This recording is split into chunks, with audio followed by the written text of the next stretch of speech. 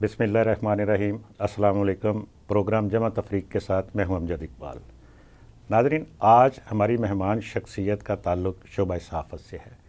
Senior सहाफ़ी हैं, तज्ज़िया निगार हैं, कालम भी लिखते हैं और बहुत अच्छा लिखते हैं। आपकी नज़र मुल्क की सियासत के ऊपर, मईशत के ऊपर और आलमी पॉलिटिक्स के ऊपर बड़ी गहरी है। इस वक्त हम देखते हैं कि हमारे ख़ित्ते में बहुत सी तब्दीलियाँ रूनमा हो रही हैं। मुल्क के अंदर सियासी तौर पर एक हमें हिजान सा नज़र आता है। बज़ाहिर, मैं ये कहता हूँ कि बज़ाहिर हिजान सा नज़र आता है, लेकिन उसके पीछे हकीकत क्या है, आइए ज़ुल्करनैन ताहिर साहब से पूछते हैं। अस्सलाम वालेकुम ज़ुल्करनैन साहब। वालेकुम सलाम, कैसे हैं? ठीक है, आप जी, खैरियत अल्लाह से का हैं? शुक्र, आप सुनाएं। तभी ठीक है। मामला कैसे आपको चलते हुए नज़र आते हैं इस वक्त मुल्क के? Going by your programs title जमा तफरीक, तो यही फौरी आता है कौन जमा हो रहा है, कौन तफरीक हो रहा है। और जो मुल्की मामलात हैं उसमें तो हमेशा से ही एफर्ट रखती है कि इसको मुआनस करना है और जिसे कहते हैं इसको प्लस करना है। हाँ। उसी तरफ ही मामला चल रहे होते हैं। हाँ। तो अभी जिस तरफ मेरा ख्याल था कि बेटर सेंस शायद प्रवेल कर जाएगी। हाँ। क्योंकि मई 9 को भी 14 मंथ हो गए। हाँ। तो लेकिन जिस तरह से हम डेली बेसिस पे उसी चक्कर में ही फंसे हैं, तो मेरा ख्याल है कि हम मुआयनस करने में एक शख्स को लगे हुए हैं। उस परेशानी में कंट्री थोड़ा सा पीछे जाए और पीछे जाए, इसकी परवाह शायद हमें नहीं है। नहीं, ओवरऑल आप देखिए ना कि अगर हम उस एक जिसकी आप में 9 वाले शख्स की बात कर रहे हैं उसको हम एक साइड पे कर देते हैं, हम बाकी चीज़ों को देख लेते हैं, उसके ऊपर भी हम बात करते हैं, ज़रा थोड़ी सी डिटेल से कर लेंगे क्योंकि पूरी आप 65% यूथ उसके साथ है। हाँ। जो अभी हमने इलेक्शन भी देखा। जी जी, हाँ जी, हाँ जी, लेकिन हम आएंगे, इस पे आएंगे, पूरे उसको थ्रेश आउट करेंगे, हम करेंगे इसके ऊपर भी। लेकिन मैं बात करूँ कि जी ओवरऑल अगर हम देखते हैं अपने मुल्क के जो हालात हैं इस वक्त, सियासत से हट के मैं मुआशी हालात की बात कर रहा हूँ, उसमें क्या हमें कोई बेहतरी नज़र आ रही है आगे चलती है? देखें, कंट्री जो जिसे कह लें चलना ही इकॉनमी के ऊपर है, बैकबोन है। इकॉनमी के ऊपर पेरेंटली तो हमारा मतलब आप कह लें जो कि गवर्नमेंट ऑफ द टाइम है, पूरा फोकस इस पे है। हाँ। लेकिन फिर भी इकॉनमी वहीं पे जिसे कह लें कि रीढ़ भी नहीं रही। हाँ। उसका रीज़न ये है कि हमारी पॉलिटिकल स्टेबिलिटी नहीं है। और पॉलिटिकल स्टेबिलिटी की तरफ जो हमारी एफर्ट्स हैं वो भी कुछ खास नहीं है। हम लिप सर्विस तो ज़रूर देते हैं, इसमें कहते हैं जी होनी चाहिए, और हर बड़ा पॉलिटिशियन या हर छोटा पॉलिटिशियन इसी की बात करता है कि पॉलिटिकल स्टेबिलिटी जुड़ी है इकोनॉमिक स्टेबिलिटी से। लेकिन जो practical measures government of the time को लेने चाहिए इस सिलसिले में, वो गवर्नमेंट इस पे नहीं लेना चाहिए। अगर अभी इसको दो चीज़ों को जोड़ ले इस तरह से कि जो इस वक्त IMF के साथ मामला चल रहे हैं, चलो उसका जो एग्रीमेंट हमारा होने वाला है वो इस मंथ के गालबन एंड पे हो जाएगा और यकीनन हो जाएगा। वो जहन में रखते हुए आप ये मुझे बताइएगा कि इस वक्त क्या क्या बेहतरी की जा सकती है अवाम को रिलीफ देने के लिए? उसमें कोई नज़र आता है कोई रास्ता आपको? देखें, एक तो इससे हट करके हाँ इस वक्त किसकी गवर्नमेंट है? हाँ, कोई भी गवर्नमेंट बैठी है ऊपर करे तो क्या कर सकती है? अभी सबसे जो बर्निंग इशू चलता रहा, जमात इस्लामी का धरना भी उसी तनाजुर में था। बिजली के बिल, जी, बिजली ने कमर तोड़ दी पब्लिक की। IPPs के जो कॉन्ट्रैक्ट्स हैं जो आपके, तो उसको रिव्यू करने की ज़रूरत थी। आप review in the sense even आप स्ट्राइक डाउन कर दें स्टेट पे। आप जो फॉरेन IPPs हैं उनको आप मत छेड़ें। जो लोकल हैं, जिनको ऑलरेडी प्राइम मिनिस्टर ने भी कहा है, शहबाज शरीफ साहब ने कहा है कि भाई ये काफ़ी पैसा कमा चुके हैं, जो इन्होंने पैसा लगाया था उससे कई गुना ज़्यादा कमा चुके हैं। तो अब दिस इज़ द टाइम कि आप इसमें थोड़ी सी मेरा ख्याल है कि डिक्टेटरशिप दिखाने की ज़रूरत है। इंस्टेड के बाकी मामलात में जो डिक्टेटोरियल माइंडसेट हम देखते हैं गवर्नेंस में, तो वो शायद अगर इधर कर लें तो पाकिस्तानियों की भलाई के लिए, अगर यहाँ पे डिक्टेटोरियल माइंडसेट अप्लाई करके आप रिवोक कर दें उनके कॉन्ट्रैक्ट, उसको नेशनलाइज कर लें, IPPs को ले लें, आप खुद चलाएं और पब्लिक को रिलीफ दें। कि पहले जो नेशनलाइजेशन हुई थी उसके ऊपर आज तक लोग भूल नहीं रहे, तो क्या फिर अगर वो हो जाए तो ये तो एक और नया कट्टा खोलने वाली बात हो जाएगी ना? ये बिल्कुल स्मॉल कट्टा है, ये छोटे लेवल का कट्टा है, लेकिन डायरेक्ट बेनिफिशरीज जो हैं वो पब्लिक है, आप और मैं हैं। अच्छा, उस पर एक चीज़ चल रही है इस वक्त, जब भी कल की ही ये इंफॉर्मेशन थी कि तकरीबन 15 IPPs के जो 90s वाले हैं उनके एग्रीमेंट जो है वो रिन्यूअल नहीं उनकी हो रही, यानी उसमें से 6 तो फौरी तौर पर वो ख़त्म किए जा रहे हैं और 9 के ऊपर चूंकि उनका थोड़ा थोड़ा टाइम बाकी है, उनको ग्रेजुअली वो 9 को उनको 15 को ख़त्म किया जा रहा है। उसमें तो ये 15 निकल जाएंगी तो उसका तो असर पड़ेगा ना। ये हम पॉजिटिवली जा रहे हैं। एक टास्क फोर्स भी बना दी हुकूमत ने। जमात इस्लामी का आपने जो बात की, उनके साथ एग्रीमेंट में भी ये था कि आप आवाम को रिलीफ देने के लिए एक टास्क फोर्स बनाएं, उसमें मुख्तलिफ लोगों को शामिल करें जो कि अमली तौर पर काम करके दिखाए। तो ये सारे स्टेप्स तो पॉजिटिवली होते हुए नजर आते हैं। देखें, इसमें जो दूसरा बड़ा प्रॉब्लम आएगा, आप उनके रिवोक कर दें, लाइसेंस रिवोक कर दें, या उनको एग्रीमेंट ख़त्म कर दें, खत्म हो जाएंगे ना पावर प्रोजेक्ट्स वालों से, आईपीपी वालों से, अगर उनकी तादाद 10 है या 15 है, इनके साथ करने जा रहे हैं। लेकिन देखें, जो आपका जो पावर जनरेशन तो इन्होंने करनी है ना at the end of the day. तो आप एग्रीमेंट कैंसिल करना सोल्यूशन नहीं है। नए हो जाएंगे, कोई नई टर्म्स के ऊपर हो सकते हैं। नई टर्म्स तो फिर वो तो प्रो पीपल होगी तभी है। और वो मोर और लेस यही जो मैं आपको बता रहा हूँ ना, कि इनको टेक ओवर करने की ही सेंस में आपको स्ट्रॉन्ग डिसीजन लेना पड़ेगा इसमें। जिस तरह आप ये करते हैं ना कि May 9 में जो बंदा इन्वॉल्व है, जिसने प्रेस कॉन्फ्रेंस नहीं की, वो एक मुकदमे से निकलता है दूसरे में, दूसरे से तीसरे में, 20 मुकदमात उस पर वो चलते रहते हैं, 14 माह से चल रहे हैं। तो आप इसमें स्टेट फर्म है कि हमने इनको रगड़ा लगाना है, हमने छोड़ना नहीं है। वेल, आप इसमें भी अगर आपने पब्लिक को बेनिफिट करना है, आज की डेट में भी 2 से 3 खुदकुशियां हैं बिजली के बिल को लेके।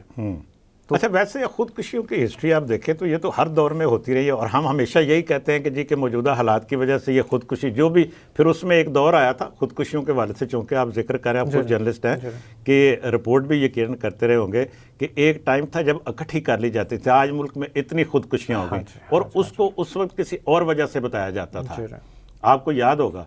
और ये एक, मैं ये नहीं कह रहा कि ये होनी चाहिए, ये नहीं होनी चाहिए, मैं ये भी नहीं कह रहा कि आवाम को रिलीफ नहीं मिलना चाहिए, आवाम को रिलीफ भी मिलना चाहिए, लेकिन एक टाइम आता है कि जब उसी चीज़ को, और ये हर दौर में इस्तेमाल होता रहा मुख्तलिफ हवालों से, और आज ये बिजली के बिलों के साथ अटैच किया जा रहा है। देख लें, अगर हम एक लम्हे के लिए खुदकुशियों को, सुसाइड को साइड पे भी रख लें, तो 25 करोड़ की तकरीबन आबादी है हमारी, तो 10 करोड़ बंदा जो इस टाइम है पाकिस्तानी, वो पॉवर्टी लाइन के नीचे है। पॉवर्टी लाइन यही है कि एक टाइम की रोटी आपको मिल गई, दूसरी का पता नहीं है।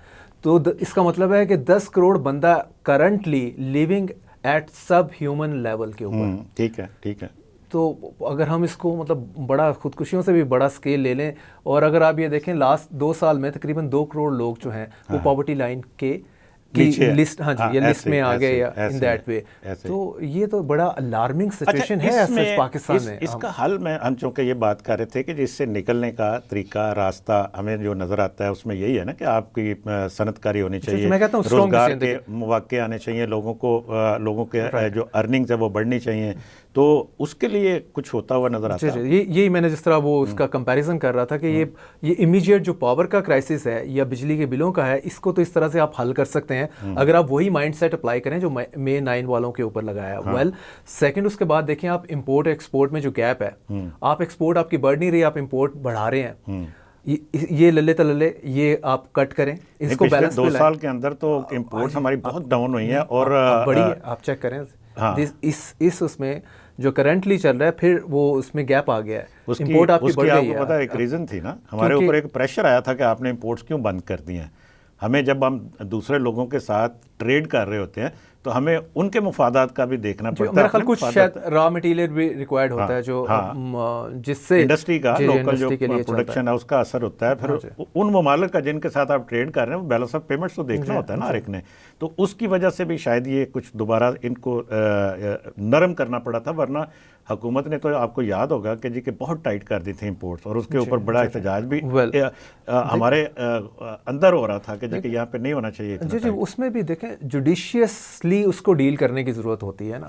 मतलब अगर आप जो इंपोर्ट कर रहे हैं, जो आप चीज़ इंपोर्ट करके वो आपकी एक्सपोर्ट के लिए रिक्वायर्ड है, जो आपने प्रोडक्ट बनानी है। अगर मैंने ये शर्ट एक्सपोर्ट करनी है और इसके लिए मुझे रॉ मटेरियल चाहिए, यहाँ पे अवेलेबल नहीं है, मैं बाहर से मंगवाऊंगा और मैं इसको एक्सपोर्ट करूंगा, जाहिर है वो उसमें फ़र्क तो पड़ेगा, फ़र्क इन दैट सेंस कि जो मैं एक्सपोर्ट कर रहा हूँ वो पैसे ज़्यादा ही कमाए जाएंगे, जो कि इंपोर्ट का बिल होगा वो कम होगा कंपेयर टू दैट। देखिए वो तो सारा जुडिशियस और जैसे वाइज डिसीजन ही होने चाहिए, लेकिन वो नज़र इस तरह से नहीं आते कि जब आप गवर्नमेंट अपना एक्सपेंडिचर कम करने के लिए तैयार नहीं है, बाबुओं के ऊपर कट लगाने के लिए तैयार नहीं है, बाबुओं को चाहे फ्यूल हो, ब्यूरोक्रेट्स का हो या बाकी जो जिसको शराफिया बोलते हैं ये सारे मिलके, और कोई भी ऑन नहीं करता है at the end of the day कि हम शराफिया नहीं है, तो वो हमें गवर्नमेंट का सीरियस मेजर नज़र नहीं आता कि गवर्नमेंट कोई उसमें सेंस ऑफ अर्जेंसी में है कि भाई ये तबाही मच रही है, 10 करोड़ बंदा पॉवर्टी लाइन के नीचे चला गया, हम बिजली जितनी पूरी कर रहे हैं ओके सोके हो गए, लेकिन कितना हम बिल दे रहे हैं लोगों से ले रहे हैं, सारा बर्डन कर रहे हैं, और बाकी rest of the things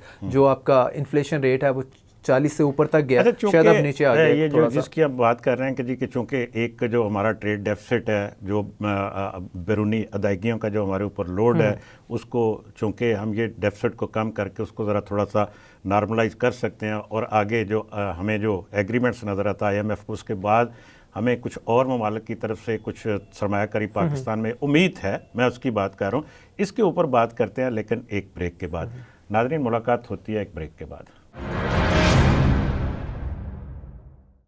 welcome back जी। जुल्करनैन साहब, हम बात कर रहे थे कि इस वक्त जो हुकूमत रोज़गार के मौके पैदा करने के लिए कोशिशें कर रही है, बैरूनी सरमायाकारी लाने के लिए, या यहाँ पे जो अंदर मुल्क के अंदर जो सनतें हैं उनको रिवाइव करने के लिए, उनकी बहाली के लिए, कोई उसमें कोई अमली तौर पर हमें हम कह सकते हैं कि उम्मीद है कुछ जो एग्रीमेंट अगर होता है IMF का, जो कि यकीनन मैं फिर बार बार बात कर रहा हूँ कि वो फाइनल स्टेज पे है, वो हो जाएगा, उसके बाद हमें चाइना की तरफ से, सऊदी अरब की तरफ से, UAE की तरफ से, या कुछ और दोस्त ममालिक हैं उनकी तरफ से यहाँ पर सरमायाकारी की उम्मीद है कि वो आएंगे और ये शुरू करेंगे जो CPEC का फ़ेज़ 2 जिसका हम बड़ा जिक्र भी करते हैं अक्सर, वो अगर ये शुरू होता है तो उससे कोई इकानमी को बेहतरी आ सकती है, लोगों के रोज़गार को बेहतर हो सकता है यहाँ पे। देखें जी, प्रैक्टिकली तो आप चीज़ें देखें, इसको IMF को साइड पे रखें, वो जो फॉरेन इन्वेस्टमेंट है वो सेपरेट चीज़ है।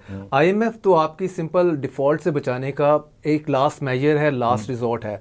IMF की तरफ आप देखते हैं, आप कहते हैं हमें पैसे दें, जो पैसा आता है उससे आप अपने कर्जे जो हैं वो उतारने की पोजीशन में आते हैं, जो उनकी किस्तें हैं, जी, बिल्कुल, और एक सर्कल में आते हैं, और IMF आपको साथ में गाइडलाइन भी देता है, ये चीज़ें आप इस तरह से चलें, जो कहते हैं जी ये चीज़ IMF के कहने पे महंगी कर दी, हमने करनी नहीं थी, गवर्नमेंट इसमें भी वो शेल्टर ढूंढ रही होती है। फॉरेन इन्वेस्टमेंट की जहाँ तक बात है, फॉरेन इन्वेस्टमेंट बिल्कुल जुड़ी होती है आपकी अगेन पॉलिटिकल स्टेबिलिटी से, जहाँ पे फॉरेन इन्वेस्टर को अगर नज़र आ रहा हो कि यहाँ पे एनार्की है, क्योस है, क्योटिक सिचुएशन है, वो वहाँ से भागेगा, उस तरफ देखेगा भी नहीं। तो अनफॉर्चुनेटली पाकिस्तान में ये सिचुएशन बनी हुई है। अगर आप उसमें बात कर लें, जो SIFC है, सरमायाकारी कौंसिल जो है, उसका इनिशिएटिव था, उनकी तरफ से ये आया भी कि हमने $100 बिलियन जो है सरमायाकारी लानी है, जिसमें $25 बिलियन सऊदी अरेबिया से, $25 बिलियन UAE से, $25 बिलियन कतर से, और कुवैत से, ईरान से, कुवैत से, ये 4 कंट्री थे जिससे $25 बिलियन ईच। एक बड़ी सरमायाकारी चाइना का तो CPEC का 60 बिलियन का तो ऑलरेडी प्रोजेक्ट जो है अंडरवे हैं, और इसके हवाले से चाइना ने तो अभी कभी वो बोलता नहीं है चाइना, लेकिन फर्स्ट टाइम वो बोला है कि भाई you have to give us security, आपने हमारी जानों को यहाँ पे सेव करना है, तभी ये मामला चल पाएगा। तो जिसके बाद प्राइम मिनिस्टर वहाँ गए चाइना, जाके उनको एश्योर किया, और ये उनके वर्ड भी हैं जी बिल्कुल कि जी मैं इनको प्रोटेक्ट करूँगा लाइक माई ओन चिल्ड्रन, लेकिन ये वो कहते हैं कि भाई प्रैक्टिकली आपने क्या करना है वो बताएं। अभी उन्होंने खुद लाहौर में इंटीरियर मिनिस्टर से इनकी मुलाकात हुई, लाहौर के कौंसल जनरल जो हैं चाइनीज़, उन्होंने पूरा बाकायदा सिक्योरिटी का प्लान इनको दिया कि भाई इस तरह से आप ये चलें।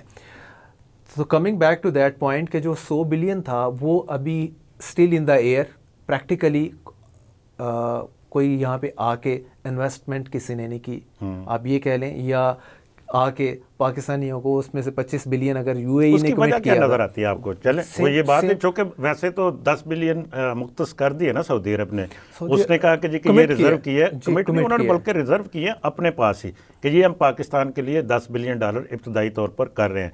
UAE की तरफ से भी है कि आप ये, बल्कि उससे पहले एक अभी कोई तकरीबन 12-13 बिलियन डॉलर की जो हमारी जो लोन्स हैं जो चाइना के, सऊदी अरब के, वो सारे रीशेड्यूल हो रहे हैं। लेकिन मैं ये बात कर रहा हूँ कि इसमें रुकावट क्या सरमायाकारी में, जो आपने कहा कि उसमें क्या, एक तो आपने कहा कि जी कि अमन-ओ-मान की सूरत हाल, उनकी सिक्योरिटी का, दूसरा पॉलिटिकल स्टेबिलिटी की आपने बात की, ठीक है, ये दोनों में कौन कसूरवार है, कहाँ पे आपको नजर आता है? मेनली पॉलिटिकल इंस्टेबिलिटी है, जिसको गवर्नमेंट या एस्टेब्लिशमेंट सिर्फ सोशल मीडिया टेररिज्म की बात कर रहे होते हैं एवरी नाउ एंड देन। नहीं, हर रोज शातें हो रही हैं, हर रोज वो तो टीटीपी के साथ हो रहे हैं सिक्योरिटी को लेके। सिक्योरिटी टीटीपी के साथ वो आपका जो आपका वेस्टर्न बॉर्डर है वहाँ पे जो अफगानिस्तान, लेकिन वो पाकिस्तान के अंदर है ना सारा कुछ, जो सिलसिला है वो पाकिस्तान के अंदर जो सिक्योरिटी के मसाइल हैं, जो आपको चाइनीज के ऊपर जो अटैक हुआ था वो भी उन्हीं की एलिमेंट्स की तरफ से था, जिसकी वजह से ये जब ये एकदम से, आपको याद होगा कि दासू डैम के ऊपर काम रुक गया था और वो चले गए थे वापस, फिर वापस आए, जो भी है सिलसिला, लेकिन वो उन्हीं की तरफ से है। तो ये कोशिश तो हो रही है इसमें। देखिए कोशिश हो रही है, अगर देखें इसके भी दो चीज़ें आ जाती हैं। अगर आप बिल्कुल सिक्योरिटी एलिमेंट को उठा लें तो पाकिस्तान के लिए नंबर 1 चैलेंज जो है वो टीटीपी का है, तहरीक तालिबान पाकिस्तान का है, उसको पूरी सपोर्ट मिल रही है अफगानिस्तान से। अफगानिस्तान चाहे वो कवर्टली या इनवर्टली वो तालिबान गवर्नमेंट कर रही है, पाकिस्तान का तो पाकिस्तान ने उनको भी जिसे ढके छुपे अल्फाज में पूरा थ्रेटन किया था तालिबान गवर्नमेंट को अफगानिस्तान में कि अगर आपने इनकी पुश्तपनाही बंद ना की तो हम शायद कोई एक्सट्रीम मेजर ले रहे हैं। तो इसमें हमें बैक करने के लिए अमेरिका ने भी गो हेड दिया हुआ है कि ठीक है, अगर आप कर लें तो अब बिल्कुल ठीक है। तो इसमें मेरा ख्याल पाकिस्तान को या पाकिस्तान गवर्नमेंट को पूरी तरह से अपनी स्ट्रेटजी पूरी तरह से रिविजिट करने की जरूरत है। आपको कोई अंदर से सहूलतकारी नहीं नजर आती है उनके लिए, टीटीपी के लिए? अंदर से सहूलतकारी होती है, हमेशा से ही होती आई है जहाँ भी। तो उनको नहीं रोका जाना चाहिए पहले? देखिए अगर आपका इशारा जिनकी तरफ है वो तो फिर वही पॉइंट, मैं वो जिनकी तरफ नहीं, जो कर रहे हैं सहूलतकारी, मैं उनकी बात कर रहा हूँ। मुझे नहीं पता कौन कर रहा है, लेकिन हो रही है ना अगर सहूलतकारी। वो फिर one of the I think allegation ही है कि गवर्नमेंट ऑफ द टाइम, अगर केपी गवर्नमेंट इनको सपोर्ट कर रही है तो भाई आप गवर्नर राज लगा दें सीधा। मैंने तो अभी आपको बात की, जिस तरह से अगर आपने पब्लिक को रिलीफ करना है तो कुछ आईपीपीस को आपको टेक ओवर करना पड़ेगा। सिमिलरली अगर आपको लगे कि टीटीपी के, आपके ख्याल में हो रही है कि नहीं हो रही, कोई लगता है, नजर आता है? देखें लड़ाई चूंकि चल रही है, लड़ाई चल रही है पीटीआई की गवर्नमेंट के साथ, तो उस लड़ाई को अभी फिलहाल हम पॉलिटिकल स्टेबिलिटी की तरफ बाद में आते हैं। पहले तो हम ये इसकी बात कर लेना, क्या हमें जब अंदर कोई जो चीज़ होती है, जो इस वक्त मामला हो रहा है, हमें पूरे बॉर्डर के ऊपर वो नजर आता है सारा सिलसिला। उसको पीछे अब थोड़ा सा पीछे जाना पड़ेगा आपको। वो ये है कि पीटीआई की गवर्नमेंट ने टीटीपी को पार्डन किया था, पीटीआई एलिमेंट्स को, वो जो उनको रीलोकेट भी किया था, को 5 से 6 हज़ार जिनकी बात चलती है, मीडिया में आए रोज बात कर रहे होते हैं पीएमएल नून के लोग। तो पॉइंट ये है कि उस वक्त भी अगर इमरान की गवर्नमेंट थी, Imran was puppet like this time. अगर शहबाज शरीफ साहब की गवर्नमेंट है तो आई वुड से शहबाज शरीफ साहब भी के हाथ में भी कुछ ज़्यादा नहीं है। जो फैसला साज हैं उस वक्त भी वही पावरफुल थे, उन्होंने ही फैसला किया था। अगर उन्होंने डिसाइड किया था कि इनके साथ बाय दैट टाइम ट्रूस करनी है, शेक हैंड करके टेबल पे बैठना है, तो जब वो बाद में उन्होंने माइंड अपना चेंज कर लिया, फिर तो लड़ाई होती है। अच्छा, तो लड़ाई में मेरे सवाल में मैं थोड़ी सी आपके लिए सहूलत हो जाएगी उसमें बात करने में। बात ये है कि जब बात होती है स्टेट की, हमने चूँकि बात कर रहे हैं कि जी कि जिनके पास इख्तियार है, ओके ठीक है, ये बात आपकी दुरुस्त है, लेकिन मामला ये है कि जब आप बात करते हैं कि यहाँ पे ऑपरेशन करना है तो उसके सामने कौन खड़ा हो जाता है? क्या उनको खड़ा होना चाहिए इस तरह से? क्या उनको ये कहना नहीं चाहिए कि हाँ हमें यहाँ से ये टेररिज्म ख़त्म करना है और मिलके ख़त्म करना है, उसमें किसी के साथ ज़्यादती नहीं होनी चाहिए? लेकिन मैं किसी सियासी जमात की बात नहीं कर रहा, उसमें आपको पता है सिर्फ पीटीआई की बात नहीं है, वहाँ पे और जमातों ने भी इसकी मुखालफत की और कहा कि यहाँ पे ऑपरेशन नहीं होना चाहिए। मतलब क्यों नहीं होना चाहिए? क्या ये सहूलतकारी नहीं है उनकी? दो तरह से इसको देखना पड़ेगा।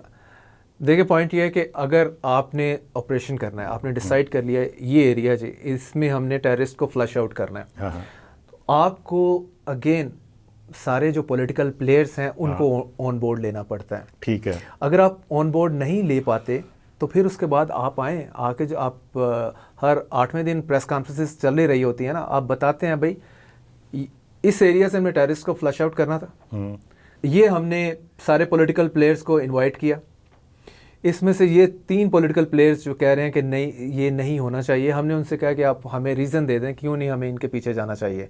शहादतें हमारी भी हो रही हैं और मीन फौजियों की शहादतें भी हो रही हैं और सिविलियन की भी हो रही हैं। हाँ।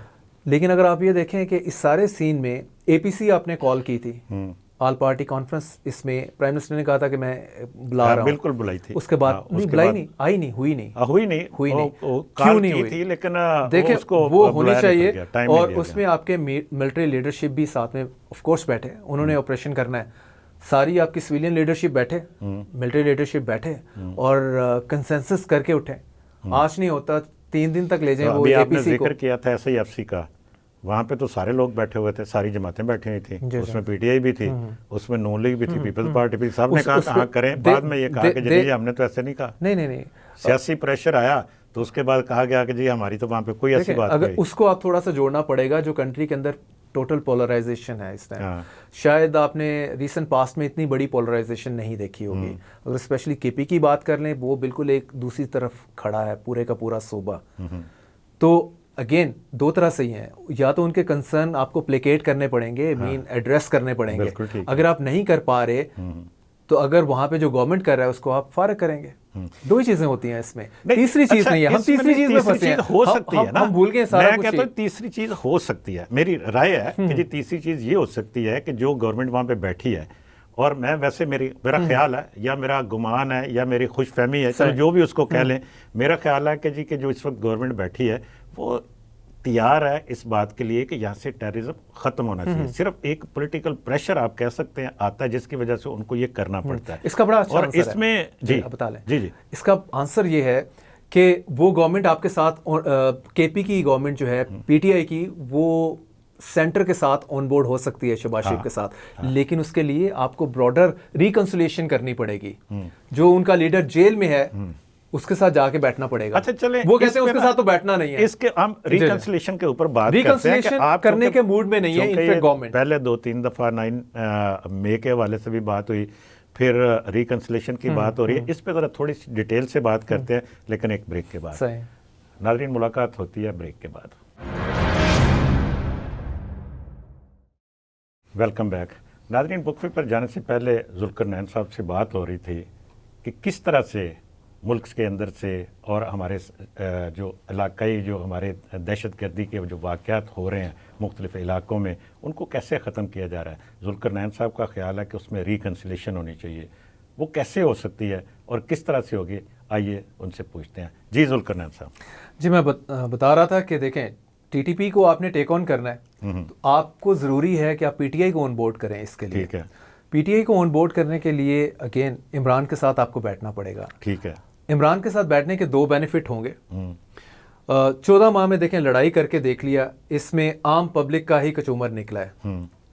इमरान भी मज़े में, वो शायद नून वाले कहते हैं देसी मुर्गी खा रहा है जेल के अंदर, और KP में उनकी गवर्नमेंट है। बाकी जिसे कह लें कि चलें, थोड़ा बहुत कुछ और लीडर्स पे मुश्किल टाइम आया होगा, लेकिन अगर आप रिकंसिलिएशन की तरफ, लड़ाई करके देख ली 14 माह में, कुछ नहीं बना। आप लड़ाई की है? दोनों तरफ से है लड़ाई, एक तरफ से होती ही नहीं है कभी भी। कसूर हो सकता है कि इमरान का ज़्यादा हो सकता है कि दूसरी साइड का ज़्यादा हो। ये मतलब उस इमरान के सपोर्टर कहेंगे दूसरी तरफ का कसूर ज़्यादा है, उनके सपोर्टर कहेंगे इमरान का कसूर ज़्यादा है। नहीं, हमें तो जो नज़र आती है बात, बज़ाहिर जो सामने नज़र आती है, उसमें यह था कि जी के जो अदम एतमाद आई, उसको उन्होंने ज़हनी तौर पर तस्लीम नहीं किया। उन्होंने कहा जी कि मैं इसको नहीं मानता, और उसके बाद वो एजिटेशन पे ऊपर उतर आए, और फिर जो वाक़यात हुए वो तो उसके नतीजे में हुए। अगर थोड़ा सा रिकैप कर दूं मैं सारा, एक बिल्कुल विद इन फ्यू मिनट्स। अगर देखें, इमरान खान का भी जिस तरह से नवाज शरीफ से लेके सारा पीछे को GHQ की बात होती है, गेट नंबर 4 की सारी पैदावार हैं। 2011 में जो मीनार पाकिस्तान पे जलसा हुआ, relaunch of Imran Khan, supported by the military establishment, obvious है, इसमें कोई उसके बाद 2018 में उनको लाया गया। तो जब इमरान खान को नो कॉन्फिडेंस से घर गए तो शायद उन्होंने ये भूल गए कि मेरे से पहले वाला प्राइम मिनिस्टर जो है उसको तो ये प्रिविलेज भी हासिल नहीं थी, ये तो बिल्कुल कॉन्स्टिट्यूशनल था कि आप नो कॉन्फिडेंस अदम एतमाद से घर जा रहे हैं। उसको तो जजेस ने कामे के ऊपर निकाल दिया। लेकिन खान साहब चूंकि उससे पहले उनकी सारी पैम्परिंग फौज ने की हुई थी, उनको लगा कि यही किबला है मैंने इसी की तरफ देख के सारा कुछ करना है। आल्दो के ही फॉरगॉट सिंपली कि भाई पब्लिक मेरे साथ हो गई है। जब मैंने रिजाइन किया, जो लोग बाहर निकले, उन्होंने कहा जी शायद लोग कुछ नहीं होती, पिछली गवर्नमेंट भी फौज ने मुझे लेके दी, आगे भी मुझे लेके देंगे। उन्होंने सारी पॉलिटिक्स सिर्फ इस उसमें जो है वो जैसे कह लें कि वो नाराज जो पार्टी थी उसको मनाने के चक्कर में उन्होंने कहा जी ये नेशनल असेंबली ये कुछ नहीं होती, फारग है, रबड़ स्टैंप होती है, निकल आए ना, सुने ना। उसके बाद आगे केपी की में गवर्नमेंट थी, पंजाब में गवर्नमेंट थी उनकी, उनको जी कोई फायदा नहीं, मैं तो प्राइम मिनिस्टर नहीं ना, ठीक है, इधर अगर परवेज इलाही साहब चीफ मिनिस्टर हैं तो वो हैं, मैं तो नहीं हूँ।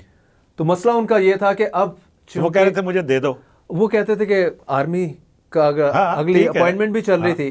पहले तो यही था कि उनके साथ जो साहब मौजूद थे जो उनको सपोर्ट कर रहे थे, उन्होंने कहा जी पुत्र तू मन्नू बनाएगा तो मैं तेन अगों फिर लेके आवांगा, ठीक है। तो दैट वाज द थिंग। तो अगर आप ये देखें कि मेरा उसमें कोई इमरान के कॉन्टेक्स्ट में सॉफ्ट कॉर्नर नहीं है कि जी के इख्तिलाफ की, जब हम लड़ाई की बात करते हैं इसमें किसका कौन लड़ाई कर रहा था? ऑब्वियसली दोनों तरफ से ही।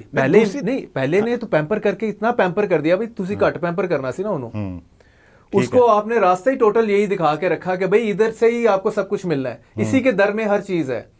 नहीं वो तो उनके खिलाफ पूरी कैंपेन उनके खिलाफ थी। इसी तरह सिमिलरली आज के दिन तक, बल्कि आज से नहीं, ये 15 दिन पहले तक तो वो सारी उनके खिलाफ हो रही थी ना जी कि आप अटेंशन पे करें, आपको मैं च्यूटी काटी जा रहा हूँ कि मेरे तक हो जा, ठीक है, और इतना प्रेशर आप पे बिल्ड कर रहा हूं कि आप मुझे फेवर करें, मतलब ब्लैकमेल करने की कोशिश कर रहे हैं, ब्लैकमेल करें। और उनके कॉन्टेक्स्ट में यही था कि जनाब इधर से मुझे पहले प्राइम मिनिस्टरशिप मिली थी, अब भी शायद मिलेगी, और ये जो सारी पब्लिक है, पब्लिक के लिए तो वो बस जैसे कह लें कि एक स्लोगन ही था कि जी पब्लिक जिसके साथ होती है। नवाज शरीफ का भी तो यही हाल रहा है। नवाज शरीफ 3 मरतबा साहब को निकाला गया है और चौथी मरतबा उन्होंने कहा जी जनाब हजूर तुसी माई बाप ही गयो, हुक्म लाओ क्या करना है। हुक्म ये लगा कि जनाब आखिर में चाहे आप सीटें 17 भी जीतें, उनके दर पे गए हैं वो। अदम एतमाद से पहले आप देखिए कि एक चूंकि जो बात हो रही है तो इस वजह से हम ये थोड़ा सा हमारे टॉपिक से हटके बात हो जाएगी, लेकिन करनी चाहिए ना कि जब अदम एतमाद से पहले तो हम देखते हैं कि जी के उस वक्त बड़ी मायूसी थी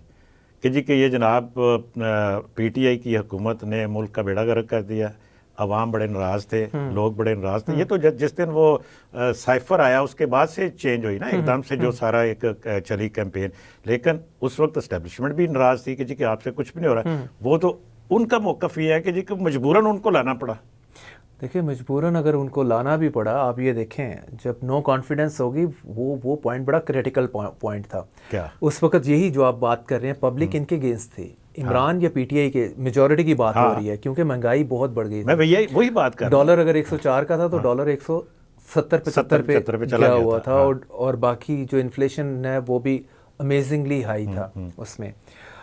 तो बाय दैट टाइम अगर ये देखें जो ये पीएमएल नून ने instead going directly into elections, इन्होंने बड़े सुकून से वो मेरी इनसे बात होती रही है, मेरी बात होती रही है, चाहे वो एहसन इकबाल है, मरियम औरंगजेब है। 8 फरवरी की बात कर रहे हैं ना आप? नहीं 8 फरवरी तो बहुत दूर की बात हो गई। मैं बात कर रहा हूँ अप्रैल 2022 की, जब इमरान को आपने नो कॉन्फिडेंस के साथ घर भेजा है। ठीक है। उस वक्त ये कहते थे कि इमरान का जो इतना इन्फ्लेशन और ये बाकी सब का जो कूड़ा है वो उठा के हम अपने सर पे नहीं लेंगे, हम इतने बेवकूफ़ नहीं हो सकते। लेकिन चूंकि उस वक्त जो भी स्कीम ऑफ थिंग्स बनी, एक तो ये थी कि Nawaz Sharif was disqualified by that time, और नवाज शरीफ को पूरा यकीन था कि अब मैंने ही प्राइम मिनिस्टर बनना है। तो उन्होंने कहा जी कि पहले सारा सिस्टम में अपना आप ले आए, चाहे FIA नैट से लेके जुडिशरी तक सारे अपने बंदे ले आए, अपने आप को सारी लॉन्ड्री से धुल जाएं, धुलने के बाद बड़े आराम से इस जो 14-16 माह की गवर्नमेंट है उसके बाद इलेक्शन होंगे और नवाज शरीफ साहब आ जाएंगे प्राइम मिनिस्टर के तौर पे।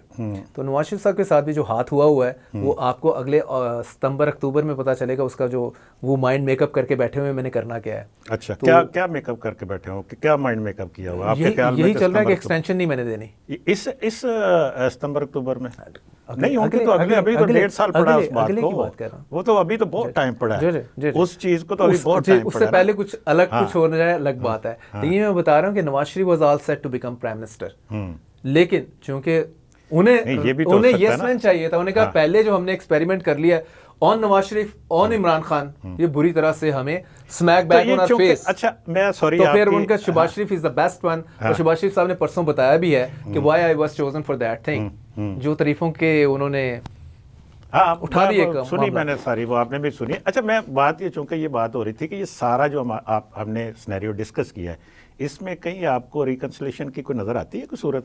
नहीं, रिकंसिलिएशन की देखें, रिकंसिलिएशन की एफर्ट जो पीछे हुई है, मैं वो उस पर भी डिस्कस कर लेते हैं। देखें, दोनों तरफ से बड़ा 2+2 स्टांस कह लें या हार्ड स्टांसेस हैं दोनों तरफ से।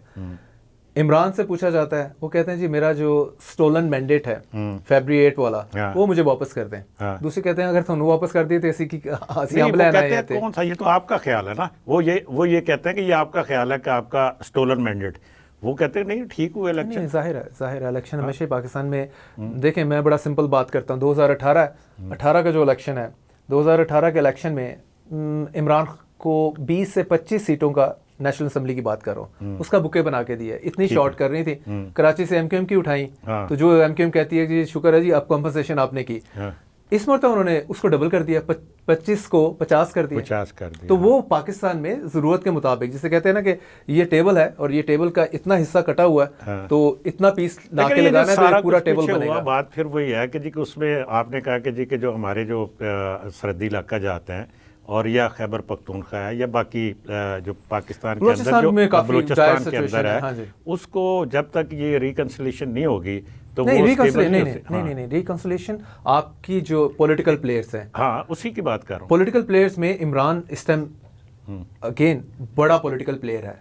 तीन ही तो आपकी मेन स्ट्रीम की हमारी चीजें मुश्किल होंगी ना आपकी, ऑफ कोर्स, क्योंकि केपी में इनकी एक गवर्नमेंट भी है पीटीआई की, और उसके अलावा आपका डायस्पोरा जो है आपका सारा ओवरसीज पाकिस्तानी है, उधर से जो वॉइसेस आती हैं, जो आपको सोशल मीडिया का सबसे बड़ा चैलेंज ही आपका ओवरसीज पाकिस्तानी है।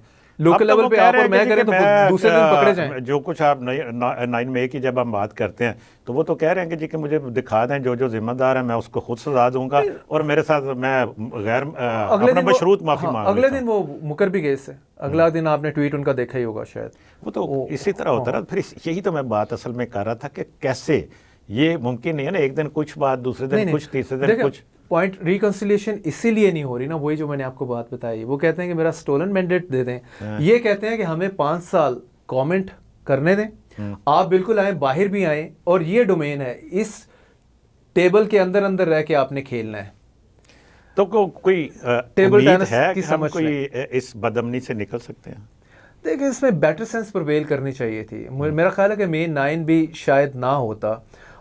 उस वक़्त अगर एक तरफ से पूरी अगर हेट्रेड स्टोक की जा रही थी, तो दूसरी साइड उसको तरीके से मैनेज करती, जिस तरह से पहले चीज़ें ये मनूवर है, मैनिपुलेट करते रहे। होता प्रॉब्लम क्या है, जब आप सारे अंडे उठा के अपनी एक ही बास्केट में डाल लेते हैं और बास्केट वो समटाइम हाथ से छूट जाती है, वो गिर जाते हैं, सारे अंडे गए आपके। तो मुझे ये लगता है एस्टेब्लिशमेंट ने मुख्तलिफ जगह पे रखने चाहिए, मतलब इसमें जिस तरह का माजी में करती आई है एस्टेब्लिशमेंट। चले, हमें दुआ करनी चाहिए कि ये कोई अच्छा रास्ता निकल आए। लेकिन हम देखते हैं ज़रा थोड़ा सा अपने इर्द गिर्द भी हो क्या रहा है, इसके ऊपर भी ज़रा हम बात करते हैं कि जो पाकिस्तान के जो खारजा ताल्लुकात भी हैं, फिर हमारे इर्द गिर्द के मुबालक के अंदर जो तब्दीलियाँ हुई हैं, उनके पाकिस्तान के ऊपर असरात क्या हो सकते हैं। लेकिन इसके ऊपर हम बात करेंगे ब्रेक के बाद। नाज़रीन, मुलाकात होती है ब्रेक के बाद।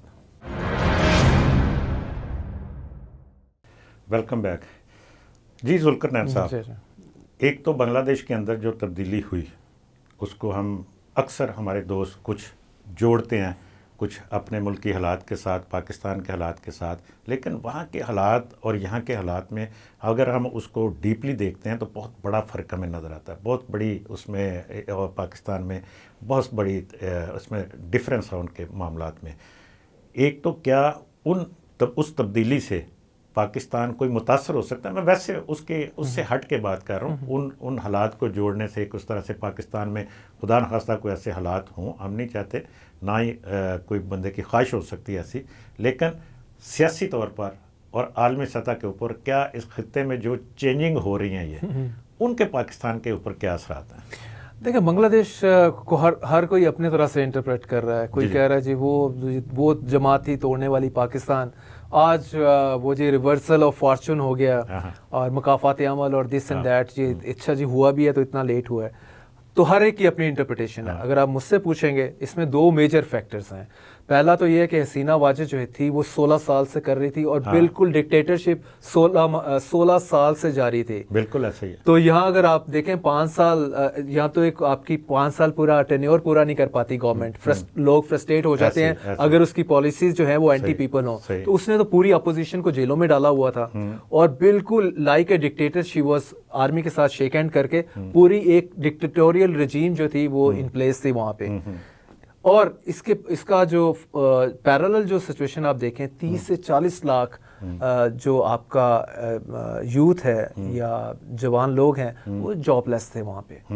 मतलब ये बहुत बड़ा फिगर है। अगर मैंने डिग्री की है, आईटी रिलेटेड है या चाहे जर्नलिज्म रिलेटेड ही है और बाहर निकलूं जॉब नहीं है और साल से 2 साल से जिसे कहते हैं कि धक्के खाता फिर रहा हूँ, तो फ्रस्ट्रेशन माउंट करेगी। और इसीलिए ये तलबा की तहरीक बनी, क्योंकि वो जो जॉबलेस तलबा हैं वो फिर कहते हैं जी मर जाइए या मार जाइए। इसमें एक चीज़ और बनती है, आप ये देखिए कि हमें जो बताया जाता था यहाँ पाकिस्तान में, हमें तो जब हम कंपैरिजन अक्सर करवाया जाता था या हमें बताया ये जाता था कि बांग्लादेश में बहुत अच्छे हालात हैं, वहाँ पे लोग बड़े खुश हैं, वहाँ पे लोग खुशहाल हो रहे हैं, वहाँ पे इंडस्ट्री बड़ी तरक्की कर रही है।